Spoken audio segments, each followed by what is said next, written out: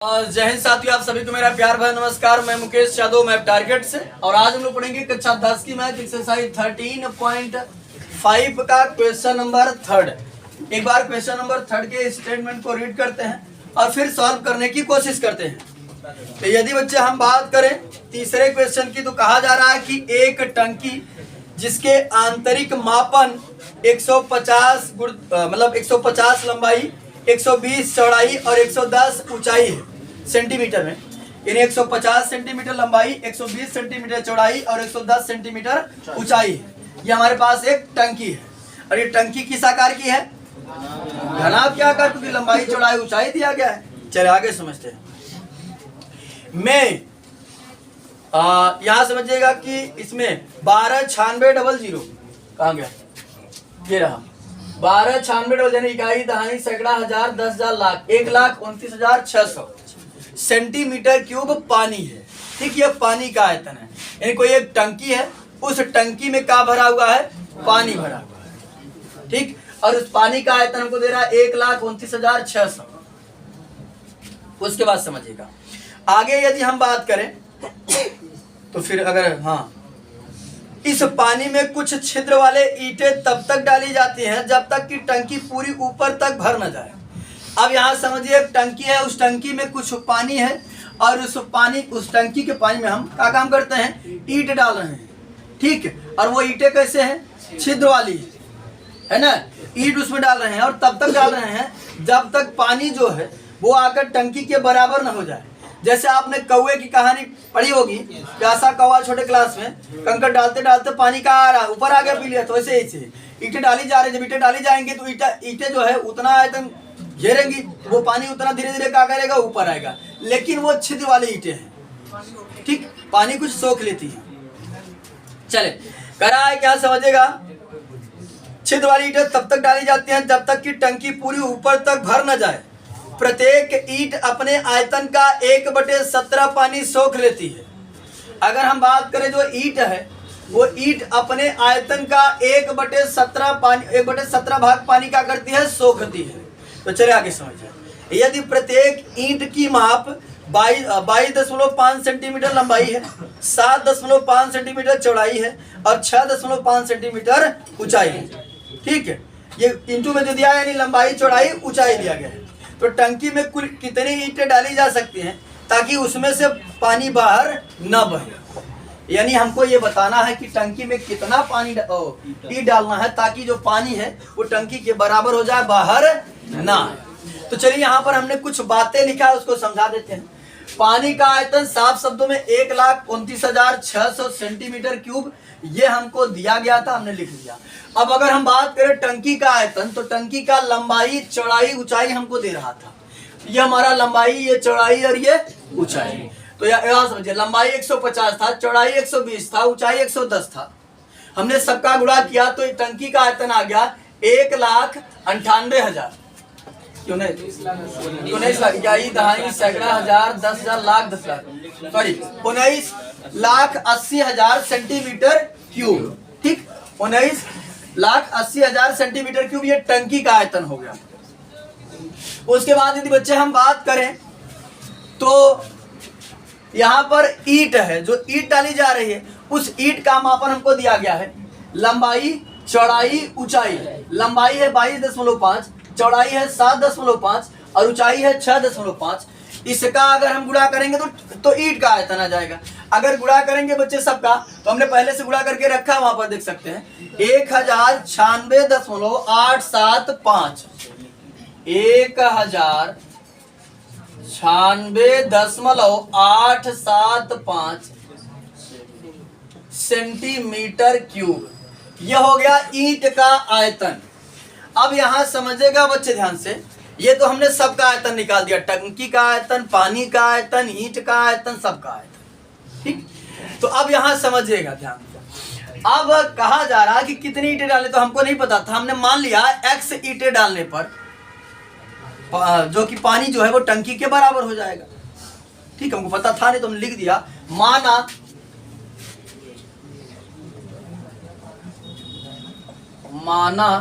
x ईंटें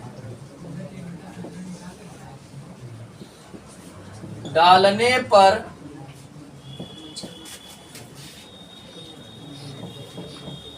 पानी टंकी के बराबर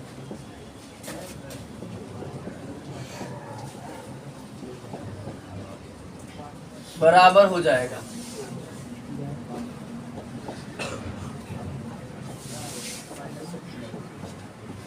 ठीक है, हमने मान लिया कि x ईट डालेंगे तो पानी जो है वो टंकी के बराबर हो जाएगा। अब यही यानी कुल मिलाकर हमारा मेन फोकस है, किसी तरीके से x की वैल्यू फाइंड आउट कर ले, आंसर हमारे सम्मुख होगा। तो यहाँ समझे हम कैसे करेंगे। तो ये बच्चे कुछ लगाएंगे दिमाग। तो जब मैं ईंटें टंकी में डालूंगा तो पानी सोख लेगा। तो जब पानी सोखेगा तो कुछ पानी तो सोख लिया, तो कुछ पानी बचेगा। और सोख कितना रहा है? 1/7। तो ईट देखा, अगर जितना ईटा भाव अपने 1/17 सोख लेता, यहां हम लिखेंगे ईंटों द्वारा सोखे गए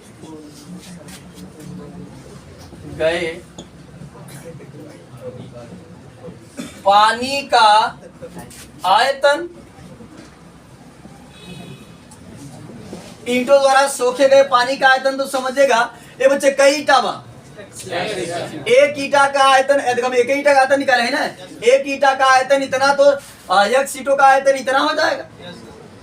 1096.875 x हो जाएगा, क्योंकि एक का पता है, x का चाहिए तो गुणा कर देंगे, इतना आयतन हो गया। अब अपने आयतन का कितना सोख रहा है? 1/17। तो कितना हो जाएगा? 1096.875 x का 1/17 सेंटीमीटर क्यूब। चलिए इसको आवश्यकता पड़ेगी, तो बच्चे देखो इसको आवश्यकता पड़ेगी, डायरेक्ट लिख देंगे 1096.875 x/17। ठीक, तो एक स्टेप फालतू में बढ़ाते हैं उसको। चलिए ये तो ईंटों द्वारा सोखे गए पानी का आयतन हो गया। अब जब पनिया सोख ले तो कुछ पनिया तक खत्म हो जाए, कुछ ही बचे, तो शेष बचे पानी का आयतन। ठीक, शेष बचे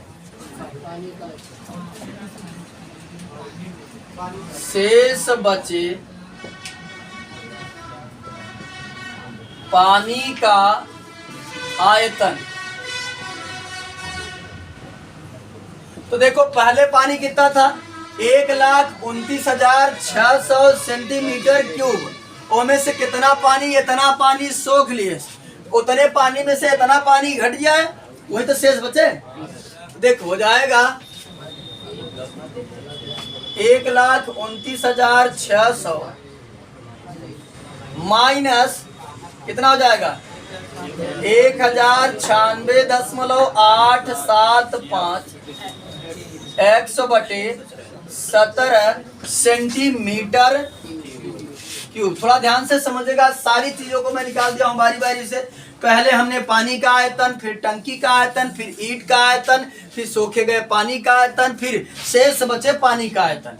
यानी जितने बातें क्वेश्चन में कहा जा रहा था उन सभी को लगभग हमने सबको यहाँ राइट डाउन कर लिया है। देखो ईंटों द्वारा सोखे गए पानी का आयतन क्या था? इतना, एक ईंट का आयतन इतना था, x का दिया तो हमने कर दिया गुणा, तो इतना हो गया, और 1/17 सोख रहा था, 1/17 कर दिया। और शेष का काम उनके पानी कुल उतना था, इतना कम, इतना पानी सोख ले रहा था, इतना पानी कम हो जाएगा, तो शेष पानी हमारा इतना बचेगा।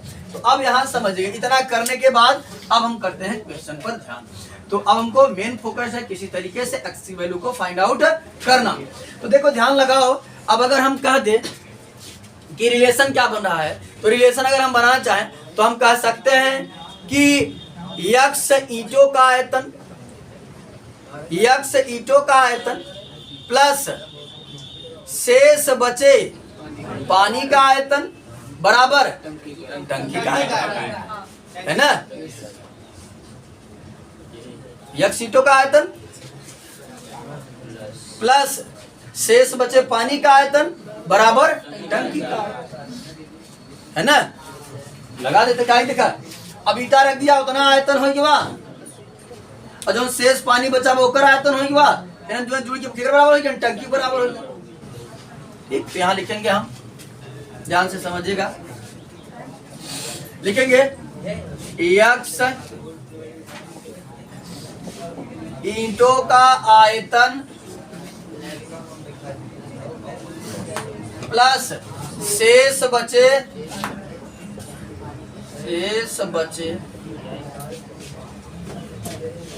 पानी का आयतन बराबर टंकी का आयतन। आए पीछे वाला ये यहाँ पर बीच में हमारे पास आवाज आ रही है। टंकी का आयतन, ये सब के सब आपस में क्या होंगे, इन दोनों को जोड़ देंगे तो आपस में बराबर। x ईंटों के आयतन की बात करें तो एक ईंट का आयतन इतना था, x ईंट का आयतन चाहिए तो x से गुणा कर देंगे तो जाएगा 1096.875 x प्लस शेष पानी का आयतन कितना है 1,29,600 माइनस 1096.875 x बटे 17 बराबर टंकी का आयतन हमने निकाला है 19,80,000 है ना।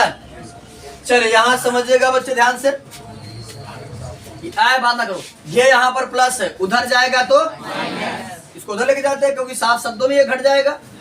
ठीक, तो यहाँ बचेगा हमारा, और एक स्टेप डाउट बता दें क्या, देखो ये चीज या बा, ये चीज या बा, ये देखो 1096.875 x 1096.875 x, तो ये हमको कॉमन मिल रहा है। तो हम क्या काम, एक स्टेप तो डायरेक्ट कर रहे हैं, एक स्टेप में हम इसको उस तरफ भी ले जा रहे हैं, ध्यान से समझिए। इसी स्टेप में हम इसको पक्षांतर भी कर दे रहे हैं और इन दोनों में से हम कॉमन भी कर ले रहे हैं। तो यहाँ पर कॉमन किया हमने 1096.875 x को जब कॉमन किया तो यहाँ ब्रैकेट बचेगा, यहाँ पूरा कॉमन तो बचा 1 माइनस यहाँ का बचा 1/17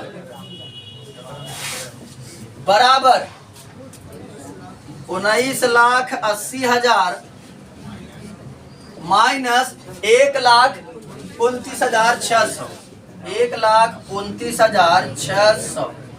चले आगे समझिएगा ध्यान से।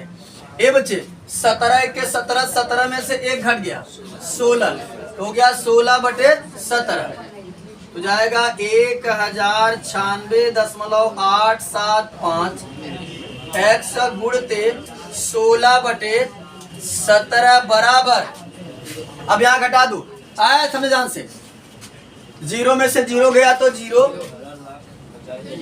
फिर 0 में से 0 गया तो 0, फिर 10 में से 6 गया तो 4, फिर 9 में से 9 गया तो 0, और फिर 17 में से 9 गया तो 8, और यहाँ फिर कितना 8 है, 8 में से 2 गया तो 6, गलत हो गया क्या? हाँ ऐसे घटा दूं ना, यहाँ हो जाएगा 0 0 6 9 2 1। अच्छा गड़बड़ घटा दिए थे, क्या हो जाएगा 0 0 4 0, 7 में से 2 गया तो 5, और यहाँ 8 में से 1 गया तो 9 में से 1 गया तो 8, ये हो जाएगा। ठीक, 18,50,400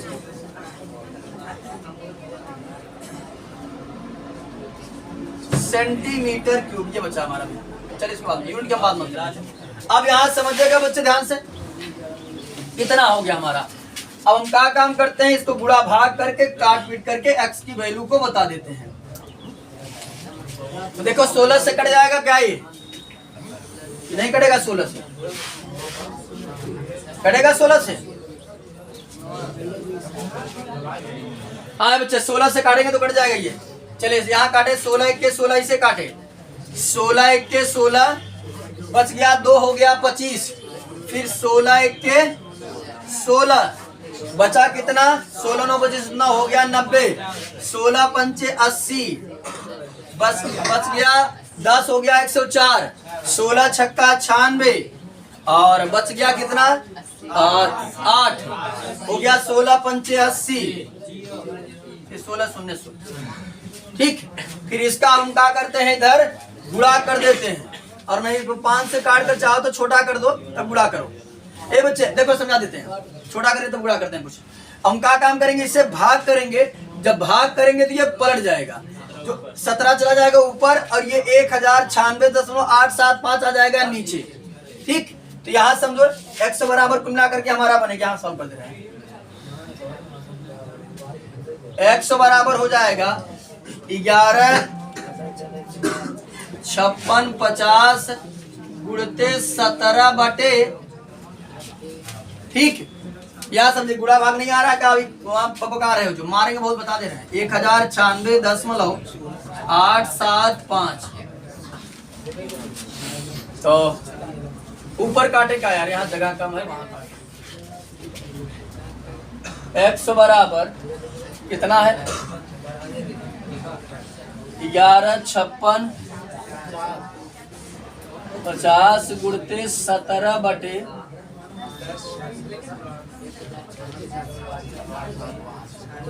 1096.875। ठीक, चले काटते हैं इसको, देखते हैं कि पहली बात तो 5 से कट जाएगा। देखो 25 से कटेगा क्या? बड़े अंक से काट दे, कुछ छोटा हो जाएगा। 5 से तो कट जाएगा दोनों, 25 से देखो ट्राई करो, कटता है तो 25 से काटे डायरेक्ट। हाँ बच्चे, कटने के लिए तो ये 5 से भी कटेगा, लेकिन 5 से काटेंगे 2 बार कटेगा, इसलिए हमने ट्राई कर लिया। इसको 25 से कट रहा है कि नहीं, इसे हम 25 से काट देते हैं, कुछ छोटा हो जाएगा। थोड़ा ध्यान से करना बच्चे। देखो इसे काटे हम 25 चौको 100, देखो यहाँ तो ध्यान से मारेंगे, एक तरफ बता दे रहे हैं। 25 चौको 100 था 115, तो 100 कहा तो बचा कितना? 15, 15 गया 6 के पास हो गया 156। 25 छक्का 150, जब 150 का है तो 156 था, बच गया 6, 6 जाएगा 5 के पास हो गया 65, 25 दूना 50, बचा कितना? 15, 15 गया 0 के पास हो गया 150, 25 छक्का 150। इसे काट देते हैं 25 से, तो देखो 25 चौको 100, 109 था तो बचा कितना?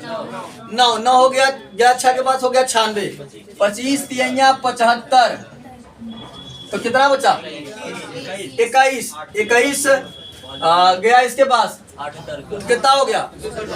उसके पास जाने के पहले क्या करेंगे? यहाँ 10 लगा लेंगे, तो हो गया कुल मिला करके 218 ना। 25 अट्ठे 200, 25 अट्ठे 200, तो बचा 18, 18 जाएगा हो जाएगा 187, फिर हो गया 25 सत्ते 175, कितना बचा? 12, 12 जाएगा 5 के पास हो जाएगा 125, 25 पंचे 125। अब नहीं कटेगा, 6 4 10, तो 12 6 18, 4 3 7, 8 7 15, और 15 7 22 5 27, 3 से कट रहा है। 3 से काट 9 से कट रहा है, वो 18 आ रहा है ना जोड़ने पर, तो 9 से कट रहा है। 9 से काट दो, क्योंकि विभाज्यता 9 की पढ़ेंगे, जिसका योग 9 से कट जाए वो संख्या भी 9 से कट जाती है। इसको हम 9 से काट देते हैं, तो देखो 9 पचे 45, ठीक, 9 पचे 45, बचा कितना? 1, हो गया कितना? 12, तो 9 1 के 9, और बचा 3, 9 चौक 36, इसे 9 से काट देते हैं। 9 चौक 36, कितना बचा? 36, और 4 40 3 3 7 बचा, 7 7 जाएगा इसके पास हो गया 78, तो 9 8 72, बच गया 6 हो गया 67, 9 7 63, बच गया 4 9 5 45। अब नहीं कटेगा ना हो। चलिए अब 514 में बच्चे आए, बात ना करो। देखो इसी लागे एक कॉन्सेप्ट बता दे रहे हैं, नीचे 3 अंक दशमलव घिसकाएंगे, ऊपर 3 जीरो बढ़ जाएगा, तो बन जाएगा 514 के बाद 3 जीरो हमने और बढ़ा दिया, गुणते 17 बटे, यहाँ से दशमलव घिसक हो जाएगा 48 75। तो आप कुल मिलाकर क्या करिए बच्चे, ये गुणा करिए 17 का, तो फटाक से चलिए गुणा करो। हाँ बच्चे, जब आप इसको भाग करेंगे तो ये आएगा 1792.8 4102। अब इसे जा करके आप घर पर अच्छे से भाग कर लीजिएगा खूब बढ़िया से, और चाहे तो आप 4875 से डायरेक्ट भाग कर सकते हैं, चाहे तो यहाँ पर 5 से काट कर कुछ छोटा कर लें फिर भाग कर सकते हैं। ठीक, तो हालांकि भाग तो करना ही है, इससे अच्छा भाग कर ही देते हैं। ये बच्चे समझेगा x बराबर अगर हम बात करें तो देखो ये है ईंट। अब ईंट जब डाली जा रही तो वो पूरा सम्मी ईंट का आधा डाल रहा था, इसलिए आधा आधा वाला नहीं लिया जाएगा। ईंटों की संख्या हो जाएगी 1792, यानी 1792 ईंटें डालने पर पानी जो है वो टंकी के बराबर हो जाएगा। ठीक, वो पानी टंकी से बाहर नहीं बहेगा। तो लास्ट में अतः करके जरूर लिख दीजिएगा कि अतः 1792 ईंटें डालने पर पानी टंकी के बराबर हो जाएगा। हालांकि ये क्वेश्चन कठिन नहीं था, कॉन्सेप्ट आसान था, लेकिन इसमें कैलकुलेशन जो था वो काफी जबरदस्त था। ठीक, तो कैलकुलेशन आपको थोड़ा सा ध्यानपूर्वक करना है। अगर ये क्वेश्चन एग्जाम में आ जाता है तो समझिएगा ध्यान से, इसमें कैलकुलेशन पर बहुत अच्छे तरीके से ध्यान दीजिएगा। मेन होता है कैलकुलेशन। ठीक, तो अगर कैलकुलेशन गड़बड़ हो गया, मैं एक बार नहीं कई बार बताया हूँ, कैलकुलेशन वाले प्रश्नों में जबरदस्त कैलकुलेशन करिएगा, क्योंकि कभी कभी होता क्या है कि जो एग्जामिनर चेक करता है उसको आंसर शीट मिली रहती है, वो डायरेक्ट आंसर देखता है। तो अगर आपने पूरा प्रोसेस तो ठीक ठाक लगाया और आंसर जाकर लास्ट में गड़बड़ हो गया, और अगर एग्जामिनर केवल आंसर देखकर चेक कर रहा है तब तो आपका नंबर कम हो गया। इसलिए कैलकुलेशन को ध्यान से करना है, जल्दबाजी नहीं। कैलकुलेशन में जल्दबाजी में ही गलत हो जाता है। ठीक, इसलिए क्वेश्चन कठिन नहीं था, लेकिन इसका कैलकुलेशन कठिन था। तो कुल मिलाकर बच्चे आज की क्लास में 13.5 का क्वेश्चन नंबर 3 जो है उसे हमने कंप्लीट कर लिया है। बाकी जो बचे हुए क्वेश्चन उसे नेक्स्ट क्लास में कंप्लीट करने का प्रयास करेंगे। इस वीडियो में इतना ही, बाकी मिलते हैं नेक्स्ट वीडियो में, तब तक के लिए जय हिंद।